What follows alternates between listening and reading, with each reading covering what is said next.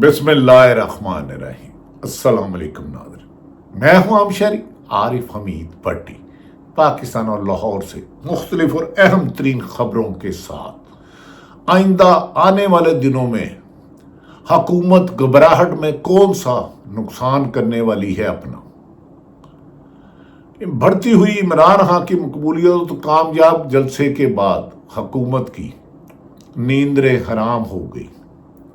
کون سی قانون سازی کی جا رہی ہے؟ مولانا فضل الرحمان کون سے آئینی عہدے کی ڈیمانڈ کر رہے ہیں؟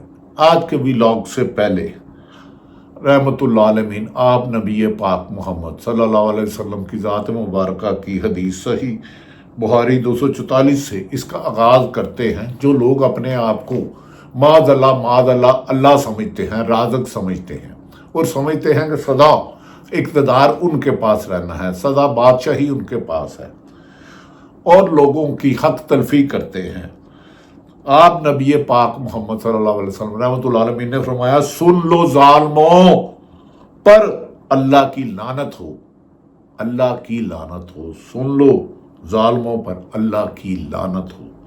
یہ جو اقتدار میں ساری عمر سمجھتے ہیں انہوں نے رہنا ہے، یہ ان کے لیے پیغام ہے۔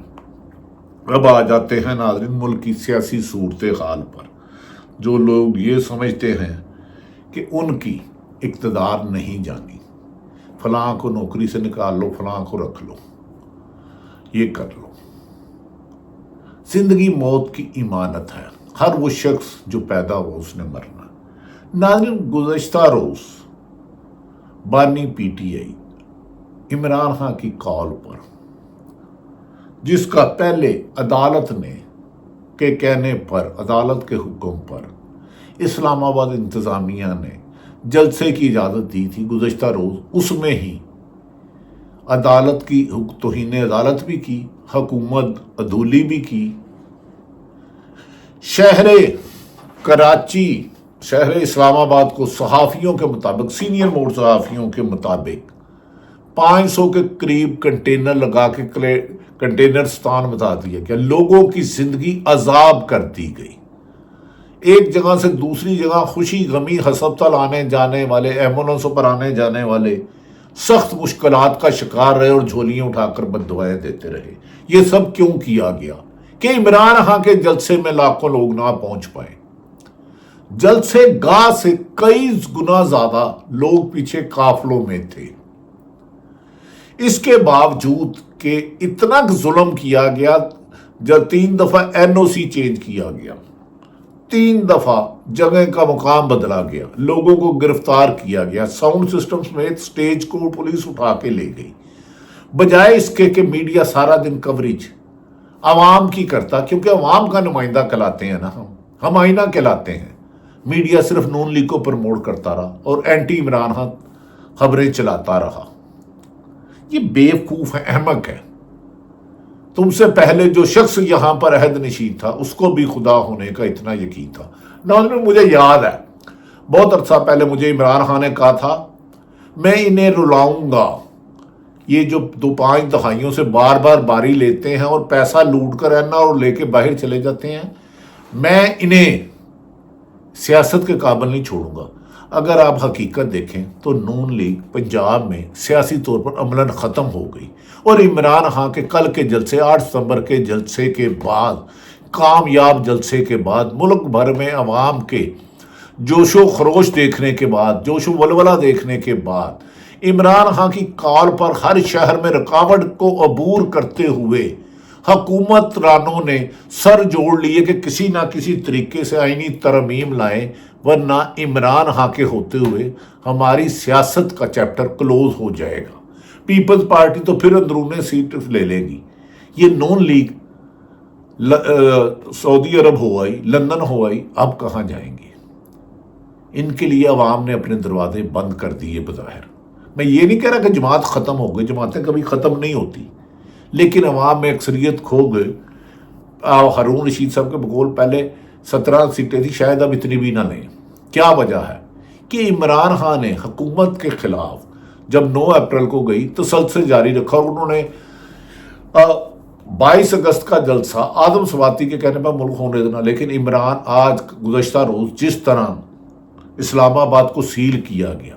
اسلام آباد انتظامیہ اور پولیس نے جو رول ادا کیا اس پر افسوس ہی کہا جا سکتا ہے۔ یہ کام ڈکٹیٹر ضیاء الحق کے دور میں مشرف میں ہوتا تو ٹھیک تھی، ایک بظاہر جمہوریت چاہے مینڈیٹ چوری کی حکومت اس کے ہوتے ہوئے برا رہا۔ عمران خان نے کہا تھا کہ اپنے تمام لیڈر فوٹو سیشن نہ کرائیں، لیکن لیڈروں نے جس طرح اور کارکنوں نے جس طرح کنٹینرستان کو عبور کر کے جلسہ گاہ کی طرف پہنچے اور اس سے کئی گنا جلسے کے باہر تھے، اور اس میں شعلہ بیانی جو تقریریں تھیں اس نے حکومت کو ہلا دیا۔ یقیناً تمام اداروں کا احترام کرنا چاہیے، اس میں دو رائے کوئی نہیں، لیکن حکومت کرنا عوامی نمائندوں کا کام ہے جسے آپ ووٹ دیتے ہیں۔ عمران خان نے کہا تھا کہ میری حکومت بھی چلے جائے گی، میری پارٹی بھی یہ ختم کرنے کی کوشش کریں گے، میرے لیڈر بھی گرفتار کریں گے، مجھے بھی مارنے کی کوشش کریں گے، جس کا وزیر آباد ان پر قاتلانہ حملہ بھی ہوا۔ لیکن جب بھی الیکشن ہوئے عوام میرے ساتھ ہے، اور وہ عوام نے 8 فروری کو ثابت کیا کہ پاکستان میں لیڈر وہی ہے، اقتدار اسی کے پاس آنا ہے جس کا نام عمران خان ہے۔ اس کی وجہ ہے 13 ماہ سے زیادہ عرصے میں اس نے جب بات کی میرے کارکنوں کو رہا کرو، میرے ورکروں کو رہا کرو، میری ملک کی اکانومی کو بہتر کرو، میں کسی سے بدلہ نہیں لوں گا، کسی سے انتقام نہیں لوں گا، لیکن نہ این آر او لوں گا نہ دوں گا۔ انہوں نے اپنے لیے این آر او لیا، نیب ترامیم کی، لیکن عمران خان کا توشہ خانہ ادھر ختم ہو گیا۔ اب عمران خان چند دن جیلوں میں رہ سکتے ہیں، ادروائز اگر حکومت نے کسی نئے کیس میں، جھوٹے کیس میں مبینہ القادر یونیورسٹی جس میں غریب پڑھتے ہیں اس میں نہ لیا تو وہ یقیناً رہا ہوں گے۔ اگر عمران خان جس دن رہا ہو گئے تو مجھے سمجھ نہیں آتی یہ حکومت تو کیا 10 حکومتیں رہ کے بھی عوام کو گھروں تک محدود نہیں کر سکتی۔ پاکستان میں 8 ستمبر کا الیکشن جلسہ حکومت پنجاب حکومت کی جبر، ظلم، زیادتی، ناانصافی کے باوجود جس طرح آپ لوگوں نے شرکت کی، آپ کے حوصلے کو دعا ہے۔ اس موقع پر پیپلز پارٹی کی پاکستان تحریک انصاف کی قیادت آدم سواتی، علی امین گنڈا پور، سلمان اکرم راجہ، زرتاج گل اور دیگر سینئر رہنماؤں نے یہ ثابت کر دیا کہ ہر راستے کی رکاوٹ ان کے قائد کی کال کے آگے کچھ نہیں ہے۔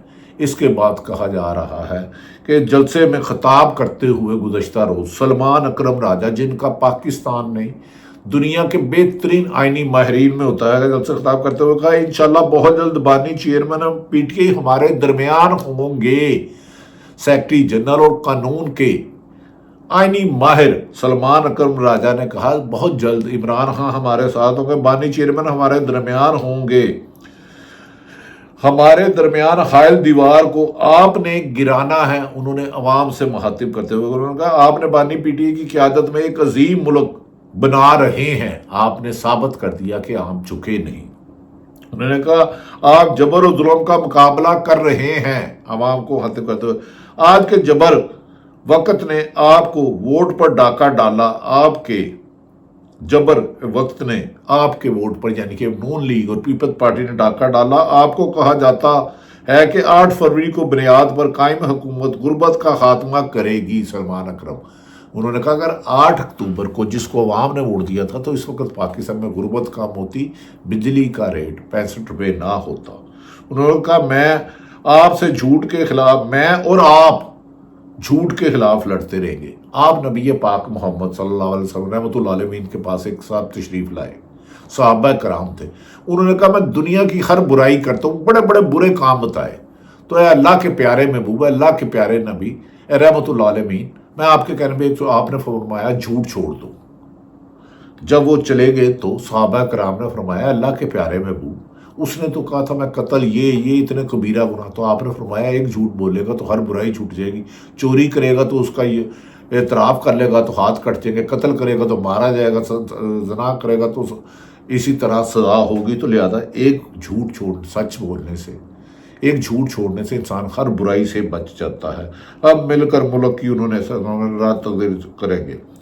خیبر پختونخوا کے وزیر اعلیٰ بھی خوب گرجے برسے جلسے میں، انہوں نے کہا میں آپ کو کہتا ہوں کہ 2 ہفتے میں اگر عمران خان کو رہا نہ کیا تو ہمیں رہا کرانا آتا ہے، کیونکہ اس کے کیس جھوٹے ثابت ہو چکے ہیں۔ وہ عوام کی جدوجہد کر رہا ہے، ہم انہیں اب اندر زیادہ دیر نہیں رہنے دیں گے۔ انہوں نے کہا بانی پی ٹی اے نے ہمیشہ پاکستان کی سلامتی، اتحاد اور امن کا راستہ کہا ہے، ماں سوائے جنہوں نے ملکی خزانہ لوٹا ہے۔ انہوں نے کہا نواز شریف مریم ہمیشہ این آر او لے کے ملک سے بھاگتے رہے، لیکن ہمارا لیڈر اڈیالہ جیل میں ہے، جو آج ہم اسلام آباد سے تقریباً 28-30 میل کے کلومیٹر کے فاصلے پہ ہے، لیکن آپ کے پاکستان کی عوام کے خوف نے، حکومت نے پورے اس کو جیل بنا دیا ہے۔ اسلام آباد کو اتنے کنٹینر لگایا ہے کہ لوگ گھروں میں محصور ہو کر رہ گئے ہیں، بد دعائیں دے رہے ہیں۔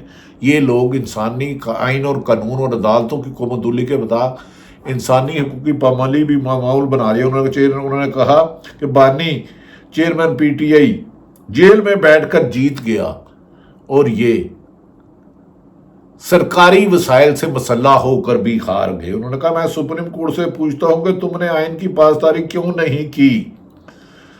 ناظرین، اس موقع پر علی امین گنڈا پور نے اپنے آئندہ کا لامل بتایا اور کہا کہ آئندہ جلسہ لاہور میں ہوگا اور آئندہ کا جلسہ لاہور میں تاریخ ساز ہوگا۔ دوسری طرف ناظرین، عمران خان کے کامیاب کال پر اسلام آباد میں ہونے والے جلسے پر حکمرانوں نے سر جوڑ لیا ہے۔ انہوں نے کہا کہ عمران خان تو ہمیں لے بیٹھا، لہذا مولانا فضل الرحمان کو ایک اہم میڈیا پر ایک اہم ترین شخصیت نے کہا کہ مولانا کو آئینی عہدہ دیا جا سکتا ہے۔ آئینی عہدہ کیا ہو سکتا ہے؟